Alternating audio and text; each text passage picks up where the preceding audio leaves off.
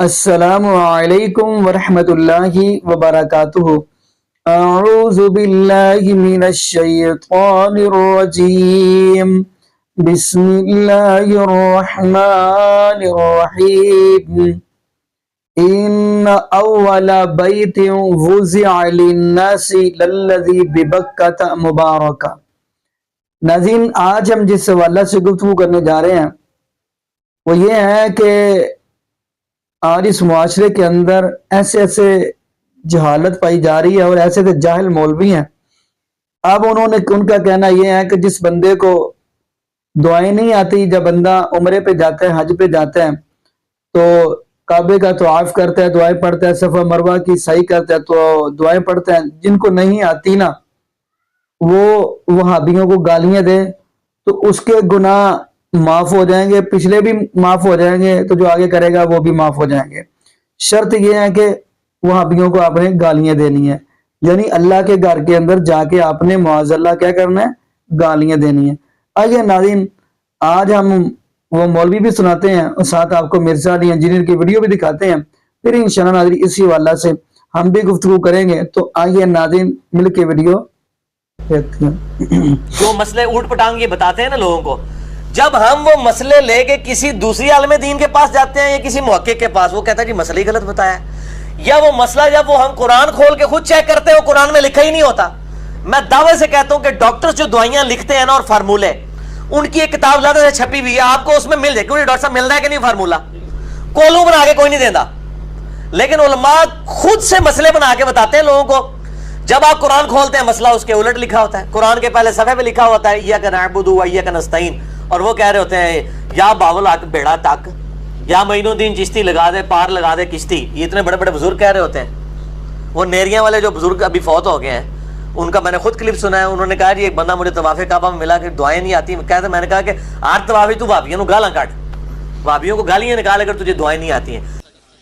ایک آدمی میرے کو پوچھا کہ جی میں نے کعبے شریف سے دعاواں نہیں آمدیاں طواف دیاں تے کراں کی؟ لوگ کتاباں چکی پھرتے، میں کتاباں نہ کس پڑھے آج تک لگ دیں دو تکے، نہ کتاب تے نہ حساب تے زبانی پڑھ، کچھ نہیں آمدہ، کچھ نہیں، واللہ سمت اللہ میں ٹھیک کہہ رہا ہوں۔ میں کہا تو کچھ بھی نہیں آمدہ، کچھ بھی نہیں آمدہ۔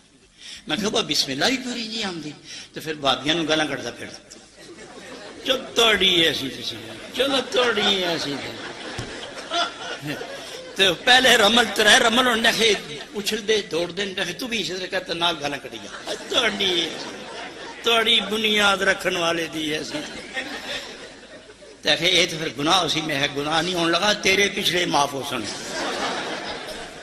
کہ اللہ فرشتے نو کیسی ہے سیان گیا میرے تے میرے نبی دے دشمنوں نو معاف کرو اس میں۔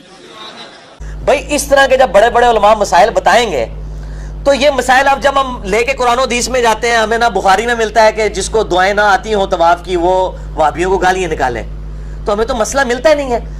ڈاکٹروں کا آپ 10 ڈاکٹروں کے پاس آنکھ کا مسئلہ لے کے جائیں گے، وہ آنکھ کے ڈراپ ہی آپ کو دے گا، ٹھیک ہے، 10 ڈاکٹروں کے پاس یہ مسئلہ لے کے جائیں گے، لیکن 10 علماء کے پاس آپ دین کا مسئلہ لے کے جائیں نا، کوئی آپ کو کان میں ڈالنے والی دوائی دے دے گا، کوئی جناب آپ کو جناب ٹیکا لگا دے گا، ٹھیک ہے جی، کوئی آپ کو بیہوش کر دے گا، کم از کم ڈاکٹر بہتر ہے، کم از کم کسی ایک بات کے اوپر ایگری تو میں اس لیے کہتا ہوں کہ دنیاوی پروفیسرز، دنیاوی ڈاکٹروں کی جوتیوں کی خاک کے برابر نہیں ہیں یہ لوگ اپنے اخلاقیات کے اندر۔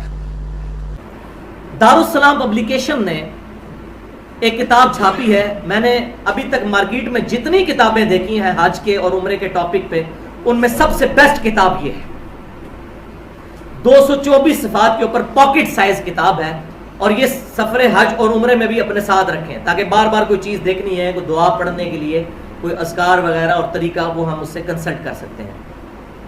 یہ خرید لیں دارالسلام پبلیکیشن کی۔ اس کے علاوہ ہماری ویب سائٹ اہل سنت پاک.com پر سنت طریقہ اور اذکار والا جو آئیکن ہے اس کے اندر ایک 10 MB کی فائل رکھی ہوئی ہے، حج اور عمرہ کا مکمل طریقہ، وہ تقریباً 40 صفحوں پر مشتمل ہے، کلرڈ ہے وہ تصاویر کے ساتھ کہ کون سا رکن کیسے ادا کرنا ہے، اور ان جگہوں کی تصاویر بھی اس میں موجود ہیں، وہ آپ ڈاؤن لوڈ کر کے اس سے بھی حج کے طریقے کو سمجھ سکتے ہیں آسانی کے ساتھ۔ جی ناظرین، آپ نے یہ ویڈیو مناظر فرمائی۔ تو ناظرین ماشاءاللہ کمال نہیں کر دیتا اس بندے نے. جہالت عام ہو چکی ہے، لیکن ناظرین حیرانگی والی دکھ والی بات یہ ہے کہ عوام الناس بھی قرآن حدیث سننا ہی نہیں چاہتی. معاذ اللہ کہتی بس سانو بابے نے کسے سناؤ تے کسی نہ کسی نو گالاں کڈ کے دکھاؤ تے اسی وہ سننی ہے. استغفر اللہ معاذ اللہ.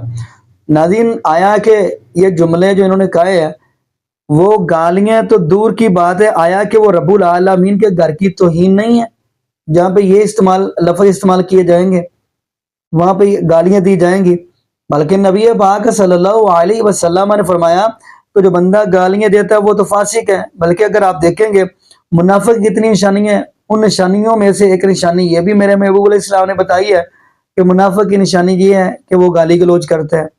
شاید اس بندے کو اس حدیث کا بھی نہیں پتا، بلکہ پہلی جو حدیث میں نے بیان کیا وہ بندہ فاسق ہو جاتا اس کا بھی نہیں پتا. یہاں پہ مجھے اللہ کے ولی یاد آ گئے محی الدین لکھوی رحمت اللہ علیہ. تو ان سے کسی نے آ کر کہا فلاں بندہ آپ کو گالیاں دیتا ہے. اب اللہ کے ولی کا جواب دیکھیے.